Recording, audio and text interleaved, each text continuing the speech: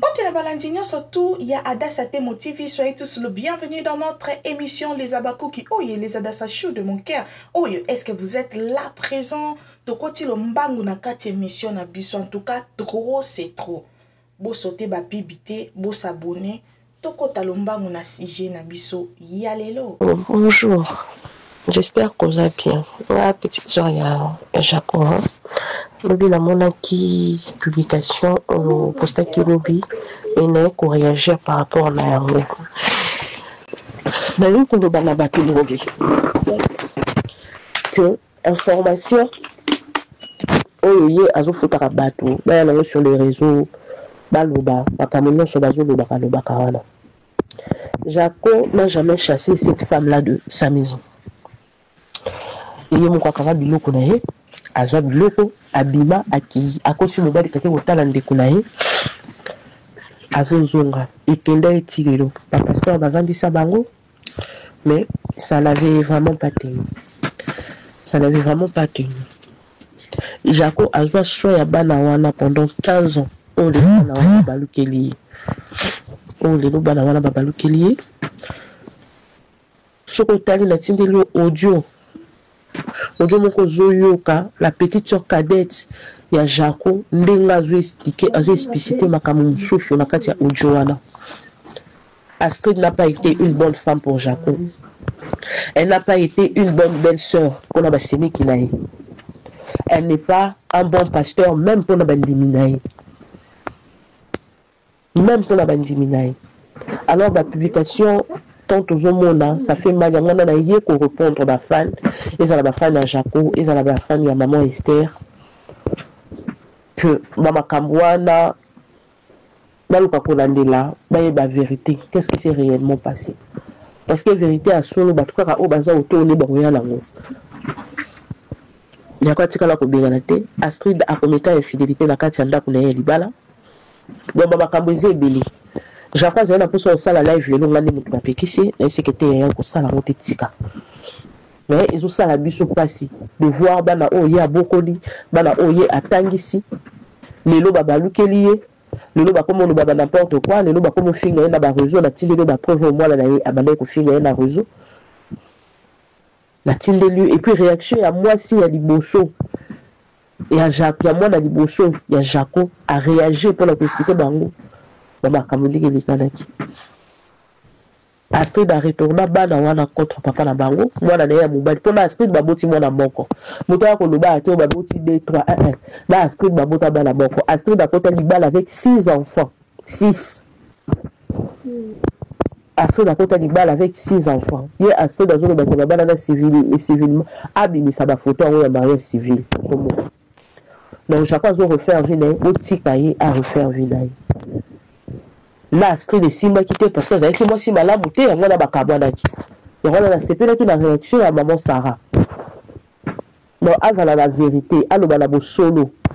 Kenga mouronde la kanga qui bilo qu'on a bien qui na kenda qui. J'apprends tika la kobirala ata mukolo moko te. J'apprends comment kolia na malé pour na bandeng sou kona na jacoté ata tiki mo bilo ka kolia. Na comment ko jambo na bibali mususu na oya ko kotira na kati na na dibala. Allo la vérité et Atika Kokosa parce que Jaco n'a jamais été un gigolo, Jaco n'a jamais été un aventurier, il a été un père très responsable, Alina qui bana na mutema na yemo bimba, azwa ki soit ya bana wana ba belai, ba sala nini azwa ki soit ya bana wana. Azwa ki soit ya bana wana. Atala ki mabe ya Astrid te, atala ki mipolo ya Astrid te, avanda ki nae.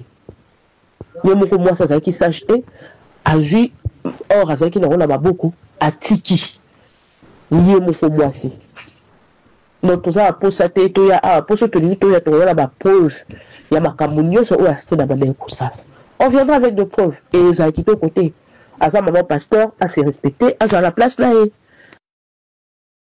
qui beaucoup laisse-moi dire à une femme bénie si tu n'es pas encore marié prépare-toi bon maman toi tu n'aimes pas qu'on puisse t'envoyer. Toi tu n'aimes pas apprendre fainéante. Ce n'est pas mon aîné. Fainéante. Sur la libérer.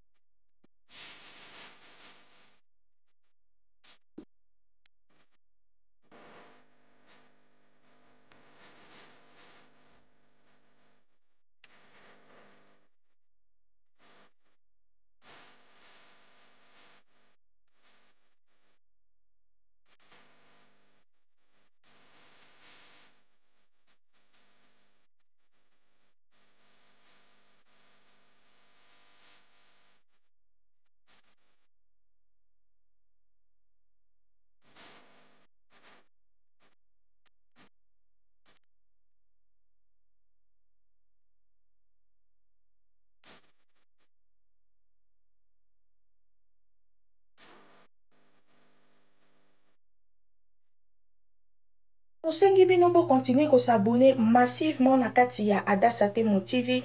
Bosotaka ba pib na bisote, s'il vous plaît les abakouk, mama Adassa yaka ko lele la bino te, botindela nga mbongo, bo pesa nga boy, bo songisa nga boy, non, eloko na osenga bino les abakouk, les anges adorables de notre maman. Bosotelenga ba pibite na ba pibi wana nde sala ke toyela bino toujours biloko kitoko. Mission ya kitoko, ba live ya kitoko, mutafingi sila na 12h, na 12h 2 minutes biso topeli si live toza. Les abakouk boza la concentré, na kati ya sila bisalu officiel, na kati ya les abakouk de SB. Je vous aime, tokutani na émission Oezoya. Bye!